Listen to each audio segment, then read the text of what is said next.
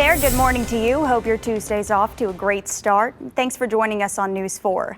Now, it's been a beautiful day so far, but we do have rain on the way. Dan Thomas is here mapping it all out for us, including the timing and who all's going to see the rain, Dan. Now, police say he's been missing for 3 days and they want to check on how he's doing.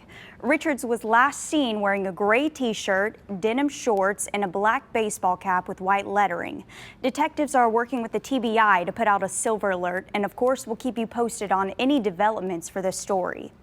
And right now, detectives need your help finding this man. They say he carjacked someone while holding a knife and forced him to drink something that made him black out. This all happened Sunday morning.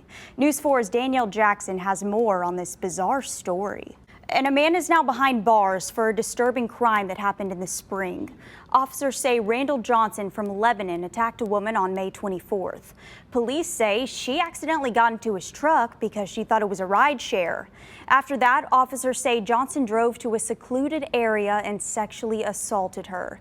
He's charged with kidnapping, rape, and assault. We have new details for you out of Wilson County. Students and staff will have to mask up for at least another month.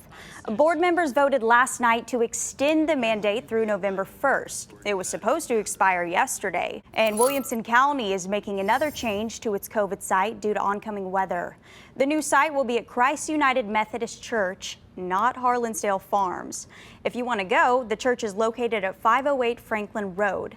Now, this is going to be the site from today, October 5th, until Friday, October 8th. The county is making the move because of events that were already planned at the Ag Center. And we have an encouraging update on COVID numbers right here in Nashville. Mayor John Cooper announced that cases are down more than 50% over the last month. Everything else is down too, including hospitalizations. Meantime, nearly 56% of Nashville is fully vaccinated, but people are still getting COVID. Just in the last 3 days, more than 720 people have gotten the virus. 4 people have died, 3 of them were unvaccinated.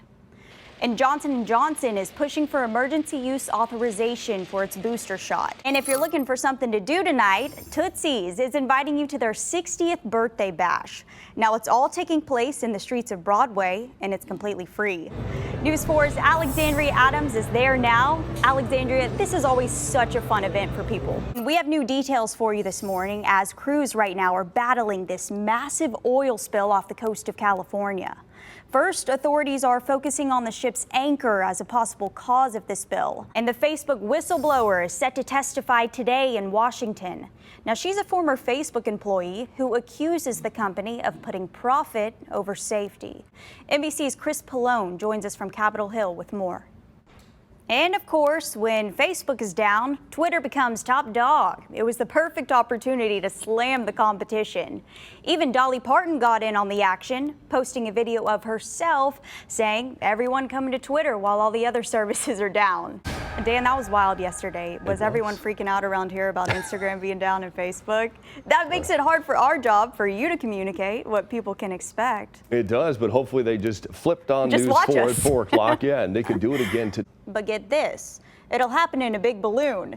Instead of a rocket, the slow ride will be carried by a massive helium balloon. The balloon is so big that it could hold an entire football stadium inside. Now, the goal here is to launch from 7 locations around the world in 3,000 balloons. Passengers won't go weightless, but obviously the view is going to be amazing. Take a look at this shocking video showing gunshots being fired at a car. It left a Nashville man in critical condition and was a close call for students at a nearby school. We also have new video of the oxygen tank that was hit by a bullet. It exploded and injured a student at Lincoln Tech Trade School. Terrifying situation there as students sprinted away when they heard gunfire. And a rollover crash is finally clear after crews spent the entire morning cleaning it up. This afternoon, a family in Texas remembers their loved one who died in a scooter crash downtown. Police say 54-year-old Melinda Lovelady was riding a Lime scooter down 3rd Avenue South with her kids when she crashed. She swerved into oncoming traffic and collided with a moving semi. She later died at the scene. Imagine getting out of a lift from the airport and you see your driver take off before you can grab your bags. Well, that's exactly what happened to one Nashville woman. She was going to a Mercedes dealership to pick up her car that had been in the shop. Well, she turned around to speak with a worker. Next thing you know, the driver was gone with her bags. She says at least $10,000 worth of jewelry, clothes, and electronics were inside her suitcase. Our Cameron Taylor reached out to Lyft for a comment, and they said they would get back to him. In the meantime, if this happens to you, Lyft says the easiest way to get lost items back is to contact the driver directly. Well, yeah, that's exactly what the woman was trying to do, so hopefully she gets some help pretty soon. Kentucky's governor finds himself under fire for some of his COVID actions. At the beginning of the pandemic, he let inmates out who were at medical risk for COVID. Now, a year and a half later, a third of the 1,800 released have been charged with a new felony. Metro Police and the FBI are making a new push to solve a mystery that's been going on for 5 years now. Wanda Walker disappeared at the beginning of October back in 2016. Her car was found abandoned, and people in the area said it had been there for a week. No body has been found, and she hasn't been spotted since. This morning, agents will meet with the family and discuss a new course of action. We actually spoke with her family just a couple weeks after she vanished. Get this. Wanda's daughter also disappeared 17 years before she went missing. Nothing was found in her case either.